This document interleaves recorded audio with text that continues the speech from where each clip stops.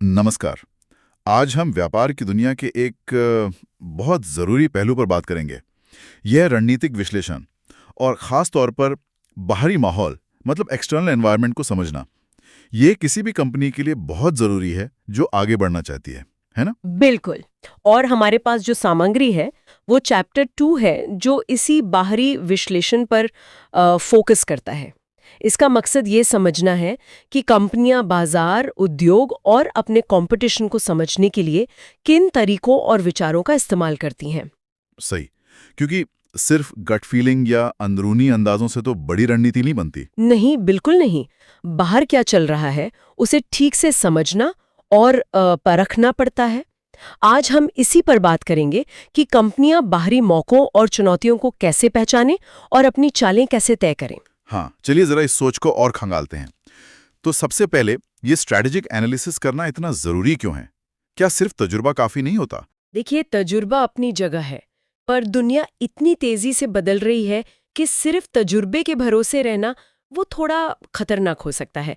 Strategic analysis का मतलब ही है कि आप एक सिस्टमैटिक तरीके से बाहरी और अंदरूनी दोनों माहौल को समझें। और इसी का एक जरूरी हिस्सा है एनवायरनमेंट स्कैनिंग। अच्छा। मतलब लगातार नजर रखना कि बाहर क्या बदल रहा है। ये सिर्फ खतरों से बचाता नहीं बल्कि नए रास्ते, नए अवसर भी दिखाता है। इससे कंपनी को पता चलता है कि किधर जाना है, कंपटीशन का सामना कैसे करना है, अपनी इमेज कैसे बनानी है। और आपने कहा कि ये बाहरी माहौल दो तरह का है, माइक्रो और माइक्रो। हाँ, मोटे तौर पर माइक्रो मतलब जो बिल्कुल आसपास है, सप्लायर, कस्टमर, कॉम्पिटिटर, और मैक्रो वो बड़ा दायरा है जो सबको प्रभावित करता है। तो ये जो बड़ा वाला माहौल है, मैक्रो एनवायरनमेंट, हाँ, उसमें क्या क्या चीजें आती हैं? इसमें कई फैक्टर्स हैं, जैसे डेमोग्राफिक मतलब लोगों की उम्र, आमदनी, आबादी का स्ट्रक्चर। हाँ। फिर सोशियो कल्चरल समाज के मूल्य, रहन सहन, पसंद नापसंद, इकोनॉमिक हालात, जीडीपी ग्रोथ, महंगाई,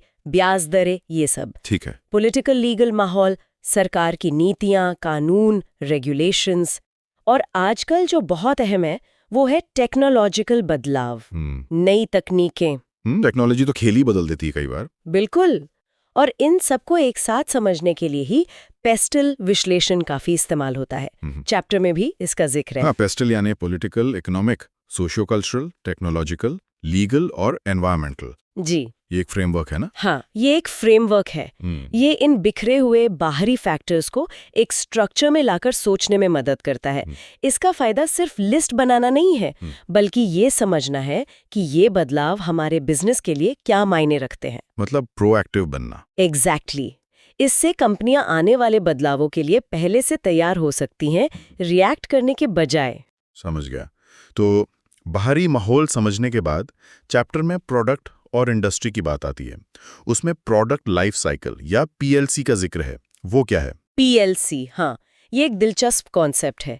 ये कहता है कि जैसे इंसान की उम्र के पड़ाव होते हैं, वैसे ही किसी प्रोडक्ट की बिक्री के भी चरण होते हैं। इंट्रोडक्शन यानी जब प्रोडक्ट नया नया आता है, फिर ग्रोथ जब बिक्री तेजी से बढ़ती है, फिर मैच्योरिटी आती है जब बिक्री स्थिर हो जाती है, और आखिर में डिक्लाइन जब बिक्री गिरने लगती है। और हर स्टेज पर रणनीति अलग होगी। बिल्कुल, चैप्टर यही समझाता है। जैसे ग्रोथ में ज्यादा मार्केटिंग करनी पड़ सकती है, मैच्योरिटी में मुनाफा बचाना जरूरी हो जाता है, और डिक्लाइन में सोचना पड़ता है कि प्रोडक्ट को कब बंद करें या बदलें। ठीक है। और इसी से जुड़ा वैल्यू चेन एनालिसिस भी है। हाँ, वैल्यू चेन एनालिसिस ये देखता है कि कंपनी के अंदर कौन कौन सी गतिविधियां, जैसे कच्चा माल लाना, बनाना, बेचना, सर्विस देना, ये प्राइमरी एक्टिविटीज है, और कौन सी सहायक गतिविधियां, सपोर्ट एक्टिविटीज, जैसे एचआर, टेक्नोलॉजी, प्रोडक्ट में वैल्यू जोड़ती हैं। इससे क्या पता चलता है? इससे पता चलता है कि कंपनी का कॉम्पिटिटिव एडवांटेज कहाँ से आ रहा है। क्या वो चीजें सस्ती बना पा रही हैं या कुछ अलग, कुछ बेहतर दे पा रही हैं। अच्छा, अब आते हैं इंडस्ट्री पर।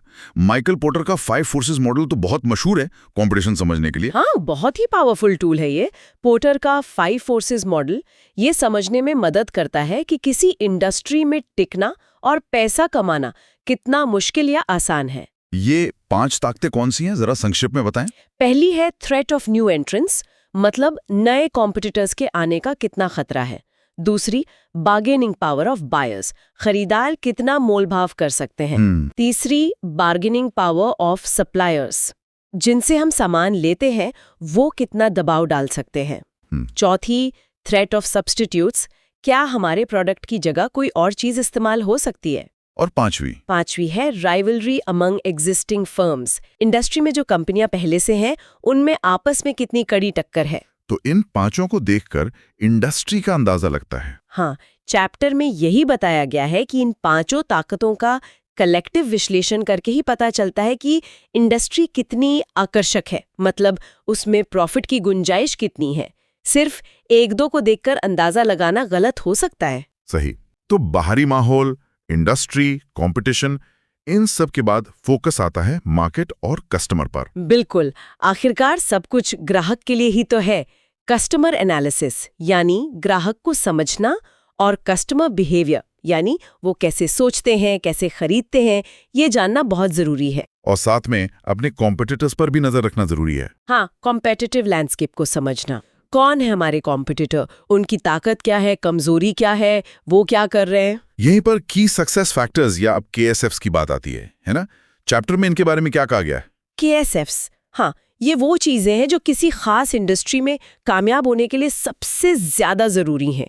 इन्हें पहचानने के लिए सोचना पड़ता है ग्राहक असल में किस आधार पर चुनते हैं, इस इंडस्ट्री में टिके रहने के लिए कौन सी चीजें करनी ही पड़ेंगी। जैसे कोई उदाहरण? जैसे फास्ट फूड इंडस्ट्री में शायद कम दाम और तेज सर्विस के KSFs हो, वहीं लग्जरी कार इंडस्ट्री में ब्रांड इमेज और बेहतरीन इंजीनियरिंग के KSFs हो सकते हैं। चैप्टर इशारा करता है कि ये इंडस्ट्री के हिसाब से बदलते हैं। और इन्हें पहचानना जरूरी क्यों है? ताकि कंपनी अपनी एनर्जी और रिसोर्सेज सही जगह पर लगा सके, उन चीजों पर जो वाकई में मायने रखती हैं सफलता के लिए। समझ गया। तो कुल मिलाकर ये बाहरी वातावरण का विश्लेषण काफी गहरा और बहुआयामी काम है। बिल्कुल, हमने देखा कि पेस्टल से लेकर पोर्टर के 5 बलों तक, PST से लेकर KSFs तक, ये सब अलग अलग लेंस हैं जिनसे हम बाहरी दुनिया को देखते हैं। ये सब मिलकर कंपनी को अपनी स्थिति समझने और एक असरदार रणनीति बनाने में मदद करते हैं। और जैसा मैंने कहा, ये कोई एक बार करने वाला काम नहीं है, ये लगातार चलता रहता है। सही कहा। ये सारे विश्लेषण सिर्फ मौके और खतरे नहीं दिखाते, बल्कि ये भी साफ करते हैं कि कंपटीशन में आगे रहने के लिए किन चीजों पर ध्यान देना सबसे जरूरी है। हाँ, और आज के बातचीत के बाद एक सवाल शायद हमारे सुनने वालों के मन में भी आए, सोचने लायक है। क्या? कि जिस तेजी से दुनिया बदल रही है, खासकर टेक्नोलॉजी और ग्लोबलाइजेशन की वजह से, क्या ये जो पारंपरिक विश्लेषण के फ्रेमवर्क्स हैं, पेस्टल, पोर्टर, क्या ये आज भी उतने ही कारगर हैं, या इन्हें नए जमाने के हिसाब से अपडेट करने की या नए तरीकों के साथ जोड़ने की जरूरत है? ये वाकई एक दिलचस्प सवाल है, इस पर जरूर सोचना चाहिए।